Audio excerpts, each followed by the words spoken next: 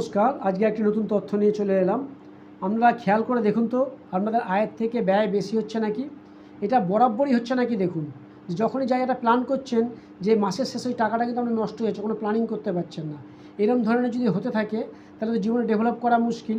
আর একটা জিনিস দেখুন, কোনো ঝুট ঝামেলায় জড়িয়ে যাচ্ছেন, অথবা দেখা গেল যে কোনো পুরনো কেস সেটা কিন্তু আপনার অনেক দিন ধরে চলছে, সেখান থেকে আপনি নিস্তার পাচ্ছেন না, তার সমাধান হচ্ছে না। এই কারণেও কিন্তু অনেক পয়সা নষ্ট হচ্ছে। তো আপনি এরকম নানান ঝামেলায় জড়িয়ে যাচ্ছেন। এখান থেকে বেরোতে একটাই রাস্তা, যেটা হচ্ছে কিছু কিছু ক্ষেত্রে দেখবেন রাহুর প্রভাবেও এগুলো হয়ে থাকে। তো আরও অনেক কারণে হয়, কিন্তু রাহুর প্রভাবও হয়ে থাকে। তো যারা একটা কাজ করতে পারেন, এই শ্রাবণ মাসে একটি ছোট্ট টোটকা করুন, ভালো ফল পাবেন।